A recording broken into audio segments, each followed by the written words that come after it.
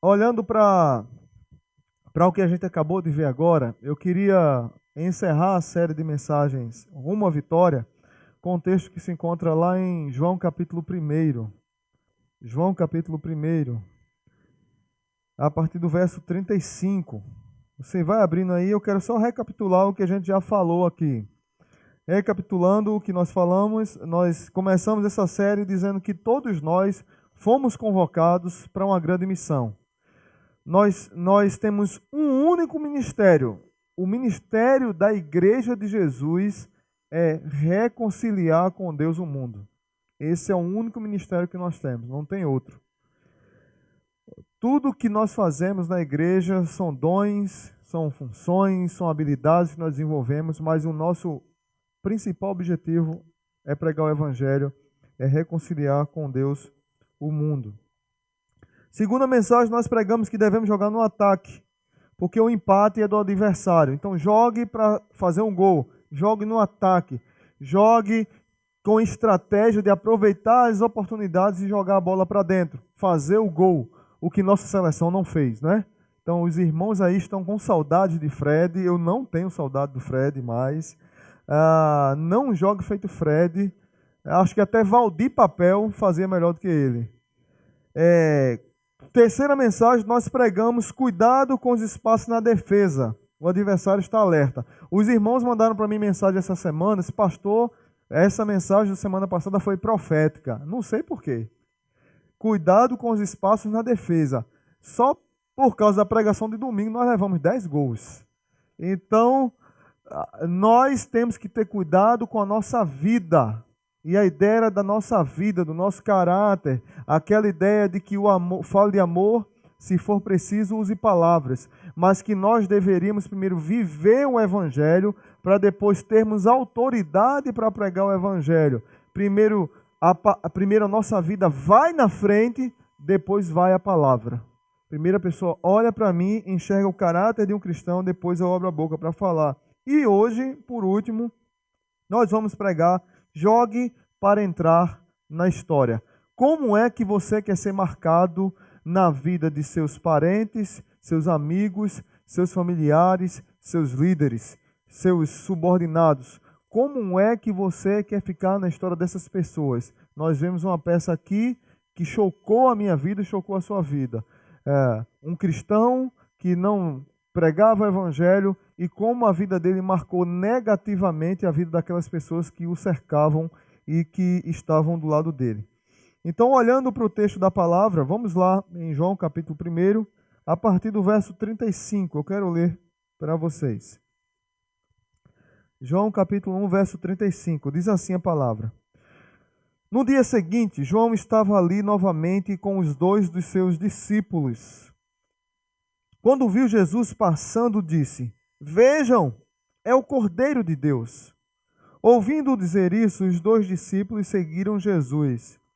Voltando-se e vendo Jesus que os 2 o seguiam, perguntou-lhes: O que vocês querem? Eles disseram: Rabi, onde estás hospedado? Respondeu Jesus: Venham e verão. Então foram por volta das 4 horas da tarde. Viram onde ele estava hospedado e passaram com ele aquele dia. André, irmão de Simão Pedro, era um dos 2 que tinham ouvido o que João dissera e que haviam seguido Jesus. O primeiro que ele encontrou foi Simão, seu irmão, e lhe disse: Achamos o Messias! E o levou a Jesus. Jesus olhou para ele e disse: Você é Simão, filho de João. Será chamado Cefas, que traduzido é Pedro. No dia seguinte, Jesus decidiu partir para a Galileia. Quando encontrou Filipe, disse: Siga-me. Filipe, como André e Pedro, era da cidade de Betsaida. Filipe encontrou Natanael e lhe disse: Achamos aquele sobre quem Moisés escreveu na lei e a respeito de quem os profetas também escreveram, Jesus de Nazaré, filho de José. Perguntou Natanael: Nazaré? Pode vir alguma coisa boa de lá? Disse Filipe: Venha e veja. Santo Deus, nós queremos te agradecer por essa noite e por tua rica palavra, pelo que o Senhor já fez aqui através dos louvores, orações, avisos, por essa peça teatral tão maravilhosa e que nos causa um impacto realmente, e sabermos o que estamos fazendo para honrar o teu nome. Abençoa a vida de cada um que está aqui presente, aqueles que não puderam chegar, aqueles que não puderam estar aqui conosco. Senhor, queria que tivesse esse grupo para ouvir a tua palavra, e que teu nome seja glorificado, e que nós saímos daqui desafiados a expandir o teu reino. No nome de Jesus, amém. Então jogue para entrar na história. Talvez você tenha olhado para esse texto aqui e esteja começando a fazer perguntas. Pastor, como é que eu vou jogar para entrar na história olhando para esse texto? Que é um texto aparentemente simples, que fala sobre Jesus começando a desenvolver o seu ministério terreno, começando a pregar o evangelho aqui na terra, e Jesus começa a preparar o seu time, a escalar a sua equipe. Mas o que é interessante aqui é que como as coisas se desenvolvem e como nós estamos tão envolvidos com essa realidade, a nossa vida é semelhante a essa realidade, ao ponto de nós nos enxergarmos aqui nessas histórias que acabamos de ler. Então, primeira lição para a minha vida e para a sua vida hoje, para você entrar na história da vida das pessoas, você tem que estar atento à influência nos relacionamentos pessoais.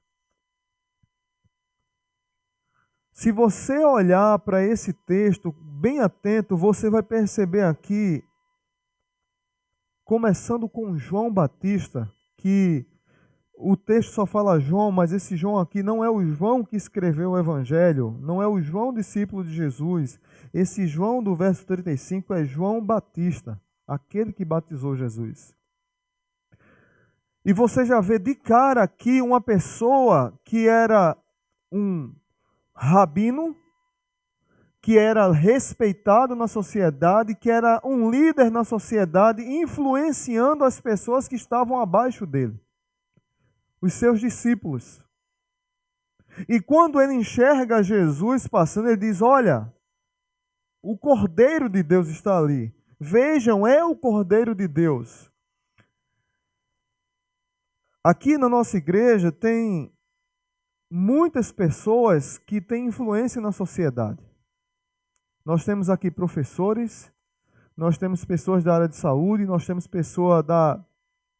empresários, nós temos gerentes de empresas, supervisores, administradores, temos militares de várias patentes, oficiais, sargentos, suboficiais, praças, mas nós temos pessoas da Polícia Federal, nós temos pessoas que têm influência na sociedade, temos engenheiros, temos arquitetos, psicólogos, diretores de escola, pessoas que na sociedade aí fora são vistas como pessoas de influência.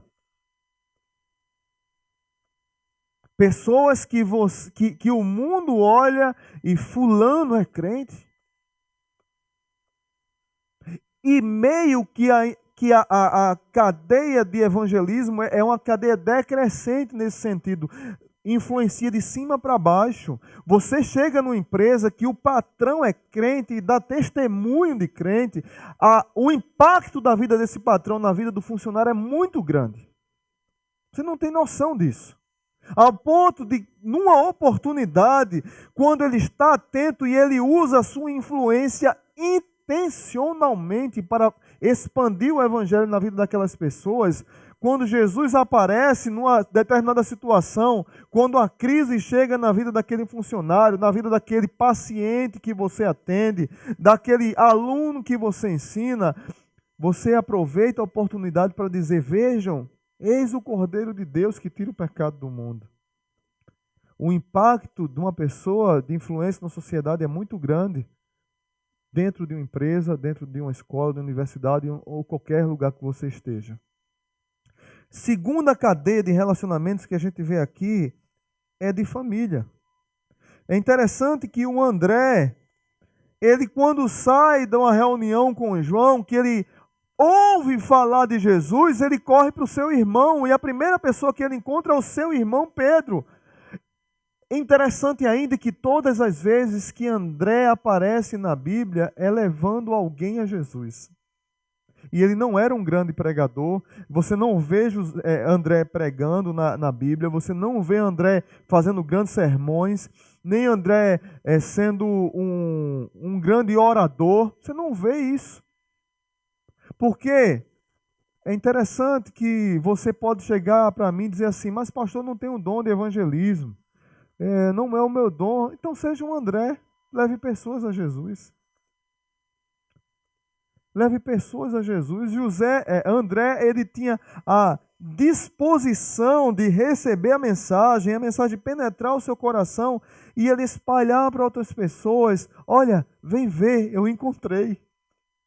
Olha, Jesus entrou na minha vida, na sua própria casa, na sua própria família, usando a sua influência como uma pessoa dentro de casa. Interessante que o pior grupo que nós temos, que nós conseguimos pregar o evangelho, é o grupo da nossa casa, porque é na nossa casa que as pessoas sabem como eu sou. É na nossa casa que as pessoas sabem como nos comportamos realmente. É na nossa casa que as nossas máscaras caem. E realmente nós temos dificuldade, às vezes, de pregar o evangelho na nossa casa. Isso não impede de nós pregarmos o evangelho. Eu creio que a autenticidade da nossa vida e a necessidade de Jesus e da palavra para transformar a nossa vida devem nos estimular ainda mais a pregar o evangelho na nossa casa. Eu era assim, mas estou lutando para chegar aqui, porque a palavra de Deus tem me transformado dia a dia, de glória em glória, de graça em graça. Agora eu tenho que querer ser transformado pela palavra de Deus.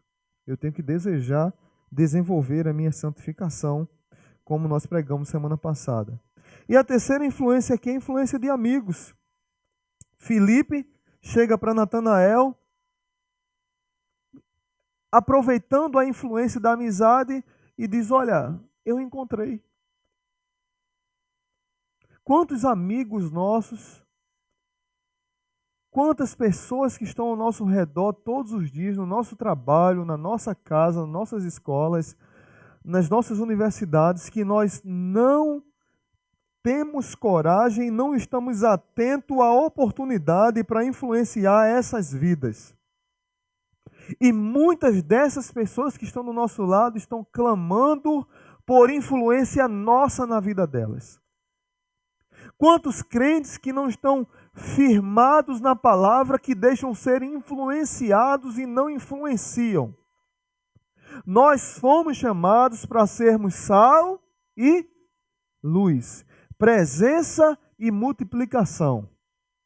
Presença na hora da dor, na hora da angústia, na hora do aconselhamento, na hora de salgar os relacionamentos e dar sabor às amizades, e na hora das trevas sermos luz para abençoar vidas. Luz para restaurar vidas. Luz para mostrar para aquelas vidas que estão em trevas que há esperanças para elas, porque você encontrou a luz. E nós temos aqui 3 influências: patrão, homens de negócio, administrador, líder, irmão, parente e de amigo. Então, primeira lição dessa noite, jogue para entrar na história, estando atento à influência nos relacionamentos. Esteja atento às influências dos relacionamentos. Tem pessoas que olham para você como um bom exemplo. Aproveite isso e influencie a vida dessas pessoas. Amém, queridos? Vamos seguir. Segunda lição de hoje. Seja intencional. Aproveite as oportunidades. E se você observar aqui, há meio que uma rede. Os exemplos são os mesmos. Olhando para a peça que nós acabamos de ver, vemos uma rede de relacionamentos. Uma pessoa que tinha influência na vida da namorada de forma negativa, na vida da mãe de forma negativa, na vida da vizinha de forma negativa, na vida do mendigo de forma negativa, na vida do melhor amigo de forma negativa. Foi isso que a gente viu aqui na peça agora. Que choca a gente. E nós não percebemos que muitas vezes nós agimos dessa forma como cristão da peça que a gente viu aqui. Somos influências negativas na vida das pessoas, quando a palavra nos chama para sermos intencionais, aproveitar as oportunidades e sermos luzeiro no mundo, na vida dessas pessoas, e não treva na vida das pessoas. Queridos irmãos, João Batista, ele não desperdiçou a oportunidade, apesar de ser um homem de influência. João Batista era tido como o próprio Jesus falou que dos nascidos de mulher não tem ninguém maior do que João Batista. Quem disse foi Jesus, que João Batista era o maior homem do seu tempo. Foi Jesus, não foi outra pessoa que disse. Então ele poderia ter se acostumado com o status dele. Não, eu estou na minha zona de conforto. Jesus disse que eu sou um grande homem, então eu sou um grande empresário, eu sou um grande policial, eu sou um grande diretor de escola, eu sou um grande médico, eu sou um grande conselheiro, sou um grande psicólogo, eu sou um grande, eu fico no grande, e a minha influência, que é grande, não se expande. Ele poderia dizer, não, Jesus é mais um rabino. Fica aqui, André. Fica aqui, meus discípulos. Não, Jesus é mais um rabino. Mas quando ele viu a oportunidade, ele foi taxativo, ele foi intencional. Quando ele viu a oportunidade, estava cercado com seus discípulos, com seus pupilos. Ele viu a oportunidade e disse, vejam, o Cordeiro de Deus. Vejam, ele está aqui, ele apareceu, ele está na nossa frente. Uma grande oportunidade da sua vida mudar. Aí, trazendo para a nossa vida, irmãos. Você que é líder na sua empresa, na sua escola, onde você for, que é professor, eu não consigo enxergar outra pessoa que tenha tanta influência na vida das pessoas do que um professor. Aqui temos professores de universidades, professores de escola, diretores de escolas. Os professores têm muita influência na vida das pessoas. Como é que nós temos usado essa influência para no nosso trabalho, na nossa escola, na nossa vida, a gente, quando numa determinada oportunidade, dizer para a pessoa, olha, Jesus está aqui nessa realidade, Jesus pode mudar a tua história. E não precisa, volto a dizer, eu falo isso aqui sempre. Você não precisa e muito menos deve ser um crente chato. Crente chato, ninguém aguenta, nem eu. E eu acho que você também não aguenta crente chato. Aguenta? Aguenta, sério. Crente que fica perturbando o ambiente, é antiético, não respeita ninguém. Você deve estar atento às oportunidades para que você pregue o evangelho. Porque tem pessoas que ficam pegando um texto fora de texto e dizem, não, a Bíblia diz que tem que pregar em tempo, fora de tempo. Então o cara fica igual uma barata doida, assim, com um tiroteio. Olha, aceite Jesus não vai para o inferno, aceite Jesus não vai para o inferno, aceite Jesus. Então aonde ele chega, ninguém aguenta ele. Tem crente que é assim.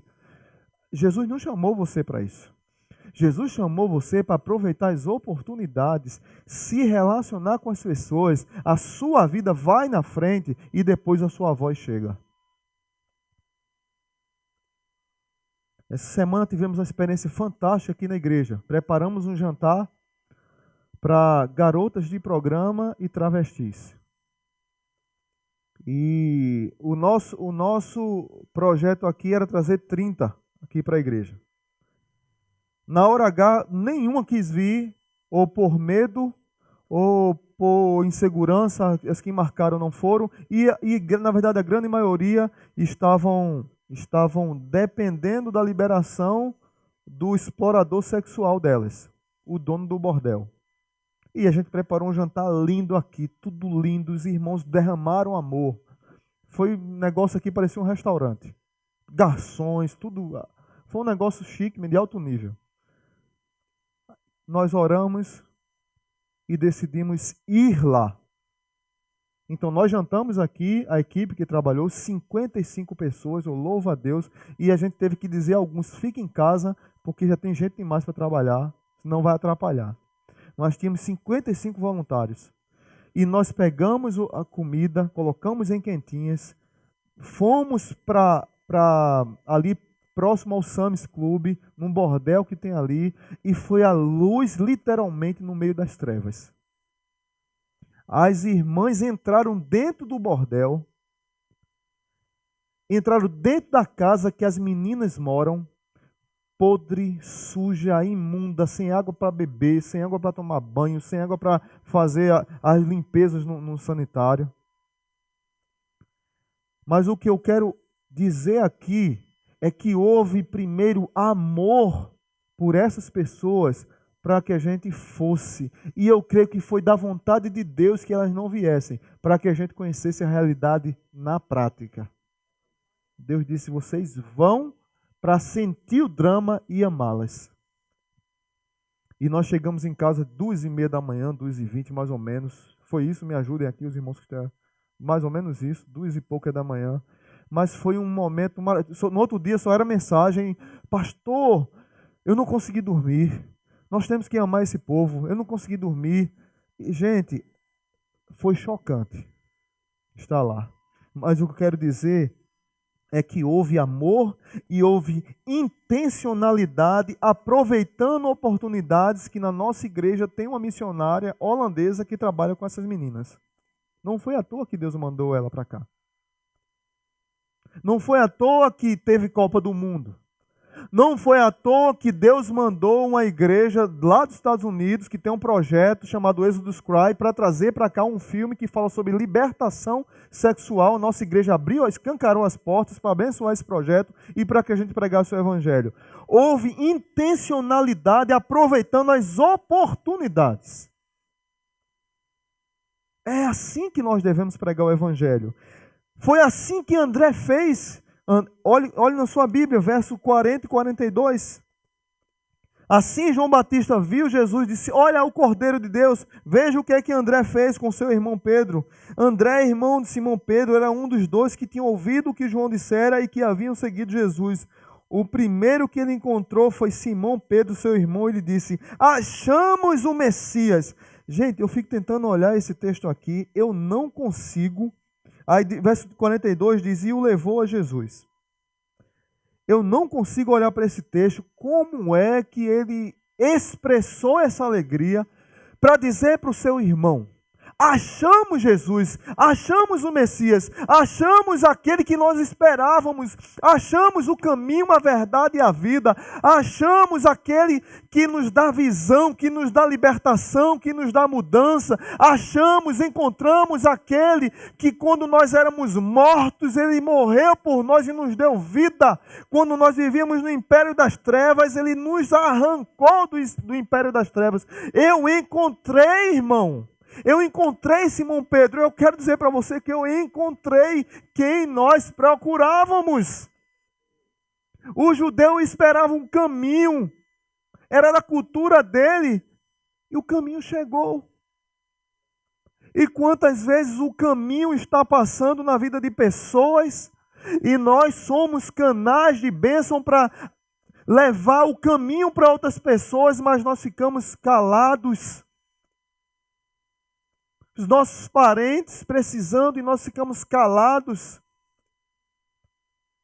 A música que cantamos aqui, não posso me calar, nem me acovardar, no poder do Espírito proclamarei a salvação. No poder do Espírito proclamarei a salvação.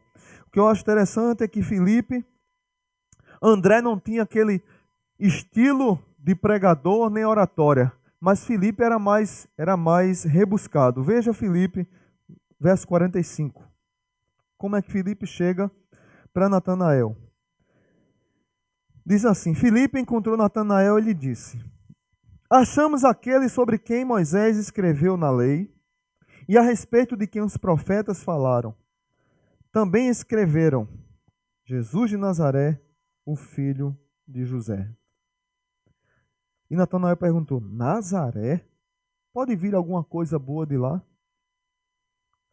Disse Filipe: venha e veja.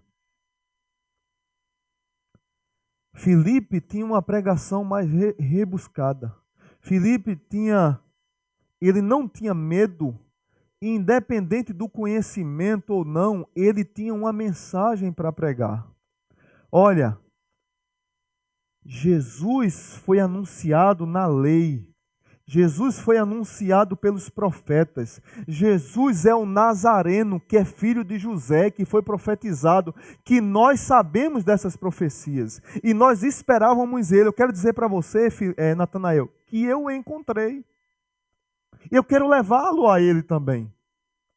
Aproveitando intencionalmente as oportunidades para dizer para você que você é amado desse Jesus e que ele veio para dar a vida por você e que esse Jesus, ele derramou o sangue na cruz do Calvário por você e que esse Jesus pode mudar a sua vida e a sua história. Meus irmãos, eu lembro da mulher samaritana. Talvez você tenha vergonha de pregar o evangelho. Não, mas a minha vida não é digna. Eu já fiz tanta coisa errada, pastor, eu não tenho condições de pregar o evangelho, eu sou tão mal visto pelas pessoas da minha família. E tem até um ditado, quando a pessoa se converte, entrega o coração a Jesus, o pessoal diz logo: vixe, fez tudo errado, agora é crente. Como teve outro que a gente ouviu ontem numa célula, achei interessante.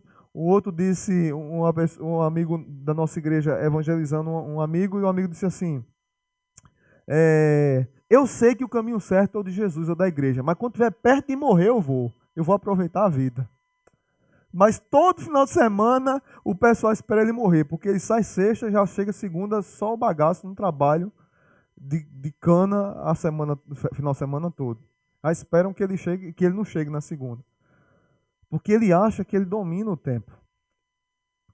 O que eu acho é que a gente não tem que ser chato, mas a gente não tem que deixar de falar. E é isso que a gente deve fazer.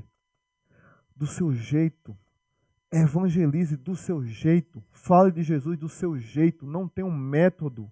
Não tem uma cartilha. Tem uma mensagem. E essa mensagem você sabe qual é. Eu era cego e agora eu vejo. A mulher samaritana já tinha 5 maridos. 5. E ela foi ser missionária na Samaria. Ela foi pregar o evangelho. O endemoniado do cemitério de Gadara, ele era cheio de legiões de demônios. Mas ele foi liberto das amarras do pecado, das amarras do diabo, e ele saiu dali para ser um missionário. Ele não entrou no seminário, ele não fez escola bíblica, ele não fez discipulado. Foi o missionário formado mais rápido da história da humanidade. Ele se libertou e foi ser pregador. Eu quero dizer para você que você tem uma mensagem. Se Jesus entrou na sua vida, você tem uma mensagem. Eu era assim, agora sou assim, porque Jesus mudou a minha história. E essa minha história pode mudar a sua história, essa minha vida pode mudar a sua vida, porque quem habita em mim é o Senhor dos senhores, que deu a vida por mim e por você. Não deixe de pregar o evangelho. Aproveite as oportunidades com intenção. Seja intencional, influencie intencionalmente. Eu bato nessa tecla.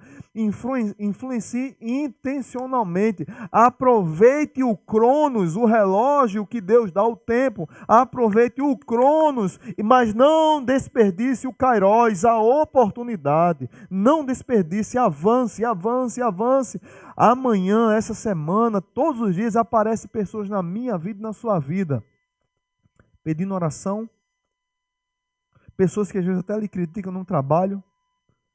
Chegou o crente, bicho, fulano é crente. Ei, tu não gosta não, né? Tu não sei o que, e fala aquelas coisas todas. Mas quando o calo aperta, as pessoas vão pedir oração a quem? Quando chega a doença na família, quando chega luto, quando o luto bate a porta, essas pessoas vão pedir oração a quem? A você. A você e a mim, que carregamos o nome sobre todo nome na nossa vida. Então nós devemos aproveitar essas oportunidades. Amém? Por último, terceira lição: jogue para entrar na história tendo uma visão realista do processo até a salvação. Interessante que nós vemos nesse texto duas situações.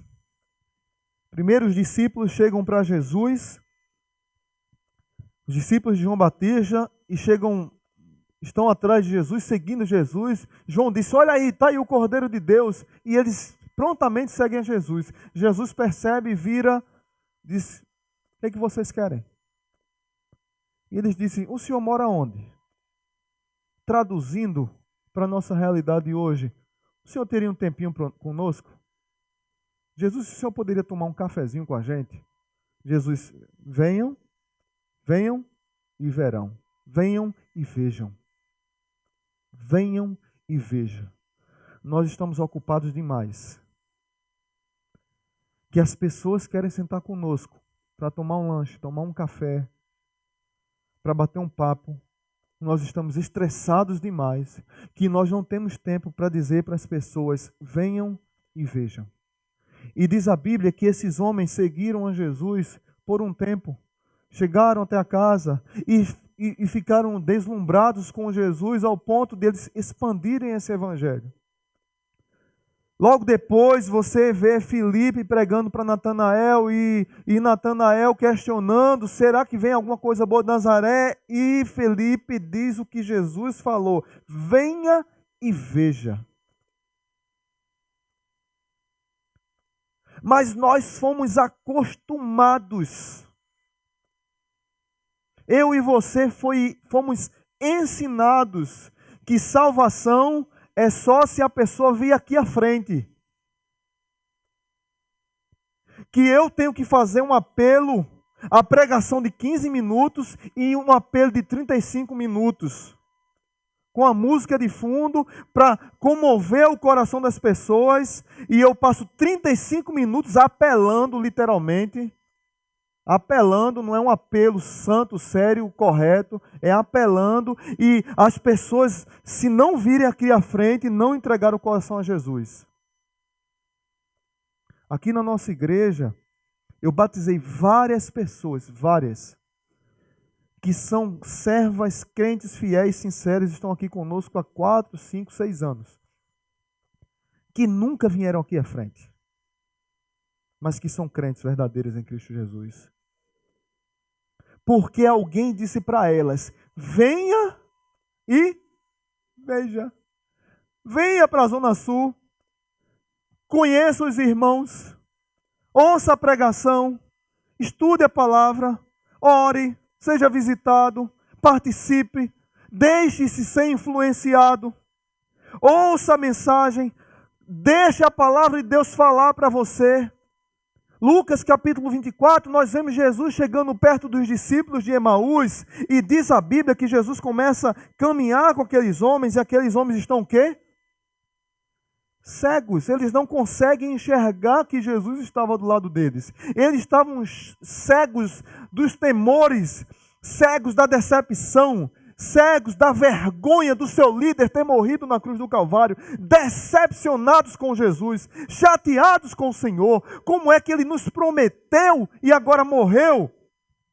Como é que Ele prometeu para a gente ser o nosso líder espiritual, o nosso líder, o nosso governante, e Ele entrega a vida na cruz do Calvário, Ele se entrega voluntariamente, e aqueles homens começam a lamuriar, reclamar, falar mal, por acaso só tem você que não sabe que Jesus morreu, e Jesus começa a pregar o evangelho para eles, e Jesus começa a falar dos salmos, Jesus começa a falar do Gênesis, Jesus começa a falar da lei, dos profetas, e diz a Bíblia que quando Jesus está próximo a ir embora, aqueles homens, diz que tarde, Jesus entra com aqueles homens lá dentro da casa, começam a tomar um café, e de repente Jesus aparece para eles. E eles dizem: era Jesus, Ele ressuscitou. Ele caminhou com a gente 13 quilômetros de Jerusalém a Emaús e nós não o enxergamos. Mas foi um processo de transmissão. E é interessante, um discípulo diz para o outro: por um acaso não nos ardia o coração enquanto ele falava das Escrituras? Por um acaso nosso coração não queimava? Muitos irmãos que estão aqui nessas cadeiras, alguns de vocês chamaram para a igreja. Alguns de vocês testemunharam para eles e o coração deles começou a arder, ele começou a vir para a igreja. Veio uma vez, faltou 4, veio uma, faltou 2 meses, veio uma, faltou um domingo, veio uma, faltou 2, veio uma, depois veio de novo, veio, foi ficando, a palavra foi sendo pregada, o coração foi queimando e nós temos paciência e nós não ficamos aqui forçando conversão de ninguém, porque eu não acredito em forçar conversão. Conversão é novo nascimento. O que tem acontecido muitas vezes em muitas igrejas são abortos espirituais e não novo nascimento. Novo nascimento tem que ser gerado, tem que ser intencionalmente plantado no coração e a palavra vai queimando, e quando vê a pessoa está derramada na presença de Jesus e diz: pastor, eu estou aqui já na igreja há 3 anos, mas eu não aguento mais, Jesus já me seduziu, já me conquistou, eu quero me batizar, eu quero ser membro da igreja, eu quero pregar o evangelho para outras pessoas. Nós ouvimos o testemunho desse no último batismo, o irmão Valdemar, 3 anos na igreja, 3 anos foi ficando, e muitas vezes a gente atrapalha o evangelismo. O pastor fez o apelo, você não foi lá para frente. O pastor fez o apelo, você não foi, porque ser cristão, entregar o coração a Jesus, não é vir aqui para frente, meus irmãos. Ser cristão, seguir a Jesus, é ter um encontro com Cristo, e esse encontro pode ser em qualquer lugar, qualquer hora do dia, qualquer circunstância, qualquer momento. Aqui é só publicar para o povo, publicar para o mundo que você teve um encontro com Jesus. Agora eu acho interessante. Não estou desprezando essa maneira de fazer que eu faço de vez em quando eu sinto de Deus que tem que fazer apelo, eu faço, vocês sabem disso. Mas o que eu quero dizer é que nós não podemos rotular conversão com vir aqui à frente. Porque eu posso dizer para você que a maioria das pessoas que foram batizadas por mim aqui nessa igreja não vieram aqui à frente e são sérias e estão aqui na igreja. Estão entendendo? É isso que eu quero dizer. Nós precisamos ser intencionais e chamar as pessoas: venham e vejam. Venham e vejam.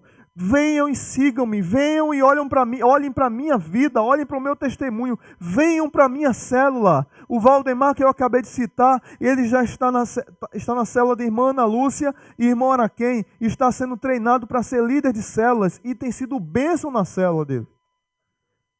3 anos na igreja, já vai ser um líder de célula. E outra, apaixonado por Jesus, com certeza vai expandir, vai multiplicar logo.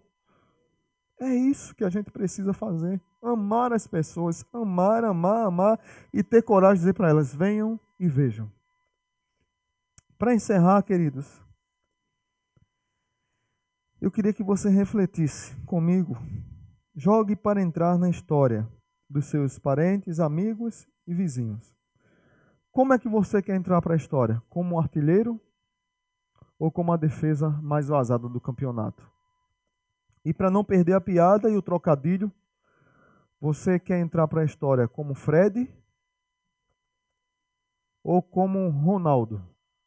Você quer entrar para a história como Oscar, como Paulinho ou como rival do Ronaldinho Gaúcho? Como é que você quer entrar para a história? Jesus lhe chamou para marcar gols. Você foi convocado para aproveitar as oportunidades e colocar a bola para dentro do gol. Como é que você está marcando a vida das pessoas? Como um cristão que estava aqui, cristão entre aspas, que marcou de forma negativa, ou como uma pessoa que ama e chega para os outros lá fora e diz: venha e vejam. É assim que nós devemos marcar a vida das pessoas. Eu quero encerrar com essa música, essa série de mensagens que tem tudo a ver com o que a gente falou todos esses dias. Nós falamos aqui que Quão formosos são os pés dos que proclamam o amor de Deus. Então eu queria que você cantasse com muita força essa música. Faça uma reflexão sobre a sua vida.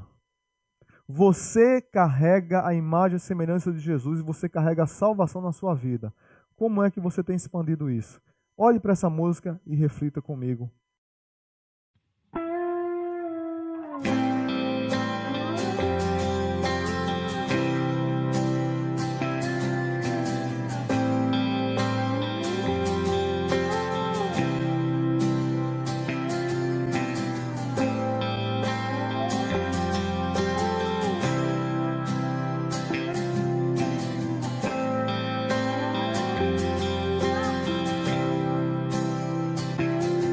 A justiça flua como um rio, que o amor seja a vestimenta dos que são conhecidos pelo nome do Senhor, povo santo. Quero ser as mãos que trazem cura, saciar aquele que tem fome, ter nos olhos compaixão, mostrar tua graça e perdão que traz a vida, restauração.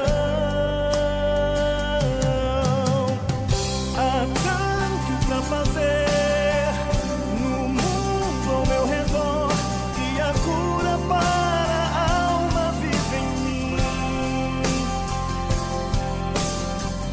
não posso me calar, nem me acovardar. No poder do Espírito proclamarei tua salvação.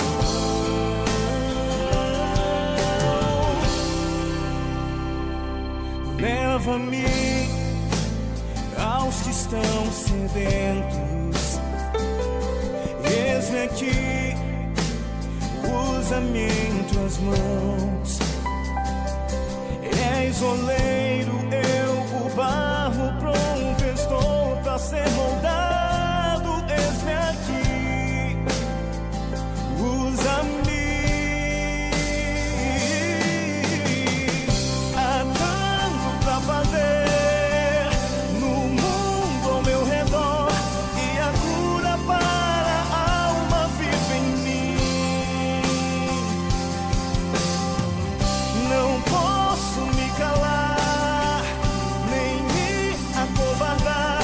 No poder do Espírito proclamarei tua salvação.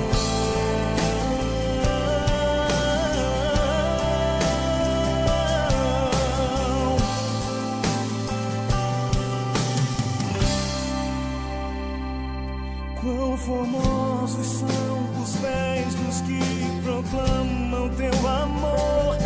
Quão formosos são os pés dos que proclamam teu perdão.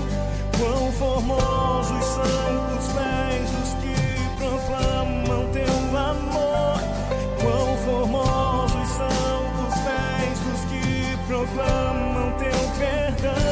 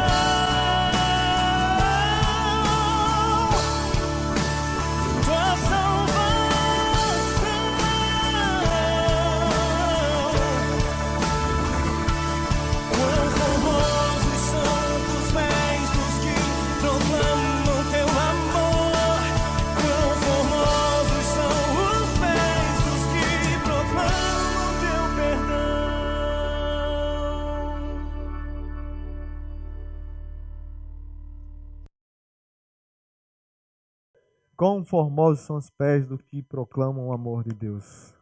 Saia daqui decidido a jogar para ficar na história, na vida dos outros. Eu quero encerrar apenas com orando, agradecendo por aqueles que serviram no jantar que tivemos aqui para as pessoas vítimas de exploração sexual. Queria todos que viessem aqui à frente, todos que trabalharam de alguma forma, ou na ornamentação, ou na cozinha, ou que foram com a gente lá para o campo de batalha, literalmente. Então, venham aqui à frente, vamos orar com vocês. Queria agradecer a Deus pela vida desses irmãos, todos eles que viessem aqui à frente. Teve o pessoal da recepção, o pessoal que foi buscar as meninas lá em Ponta Negra. Gente, foi emocionante, foi chocante realmente esse projeto. E eu quero agradecer a Deus por vocês, literalmente, terem sido expostos a essa realidade. Há algumas pessoas. Tem uns irmãos aqui. Vocês estavam lá também, né? Vocês estão da Bola de Neve, não, né? Tem um pessoal da Bola de Neve. Ah, não, tá aqui ele. O nosso querido. Que estava com a gente lá também. Algumas pessoas chegaram para mim preocupadas, mas pastor, e como é que vai ser o choque? Eu disse, rapaz, eu não estou preocupado com o choque, eu estou preocupado com a missão da igreja de pregar o evangelho e restaurar vidas. Eu só quero dizer para você uma coisa: a 99% daquelas meninas e daqueles travestis não querem estar naquela vida. Eles são escravos do pecado, são escravos do dinheiro, são escravos de Satanás, que tirou deles a dignidade de viver.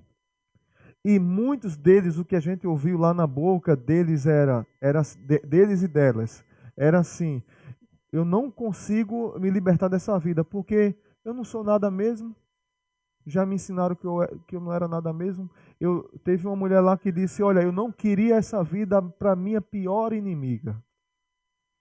Minha pior inimiga. Pra vocês terem ideia, até para o dono do bordel a gente deu comida e eu fui lá pregar o evangelho para ele. E assim, as meninas que pediram para a gente marcar um almoço. E nós vamos marcar, essa semana vai um grupo lá novamente, as que moram lá, e a gente vai marcar com elas um almoço aqui na igreja. Então já peço que vocês estejam orando por elas. A maioria dessas meninas são de Mossoró, Fortaleza, Pernambuco e João Pessoa. Daqui tinham poucas.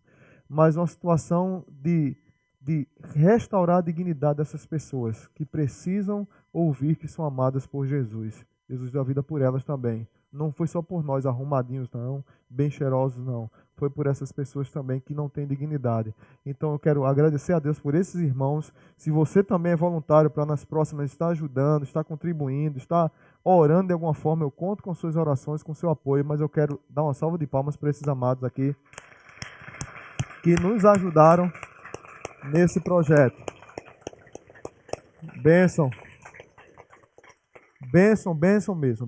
Esteja orando por isso. Amém, gente? Vamos ficar de pé e vamos orar, agradecendo a Deus por essas vidas e pela bênção do Senhor sobre nós. Santo Deus, nós agradecemos por essa noite. Agradecemos pelo teu cuidado sobre nós como igreja, pela direção do Senhor sobre nossas vidas.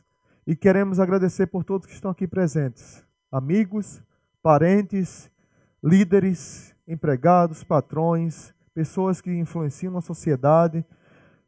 Eu quero pedir por essas vidas para que continuem sendo desafiadas a continuar pregando o evangelho da salvação. Quero agradecer por esses irmãos que estão aqui, que foram voluntários nesse jantar que oferecemos. Muito obrigado pela vida deles. Com certeza, pelas lágrimas que nós enxergamos naquele dia, na quinta-feira, por vidas pedindo oração, vidas pedindo oração por libertação, por cura, por restauração. Eu creio que foi um impacto muito grande na vida de quem esteve ali, ó Pai. E a minha oração é que o Senhor continue nos usando e que nós tenhamos coragem de não termos medo de achismos, denominacionalismos, medo de abrir as portas, mas que tenhamos coragem de invadir pessoas escravizadas por Satanás e saquear o inferno, saquear o império das trevas com o amor que nós somos chamados para transmitir. Que nós não temos medo de nada, mas temos medo de não fazer isso. No nome de Jesus, eu quero agradecer por essas vidas aqui e abençoá-las com o teu amor, com o teu poder.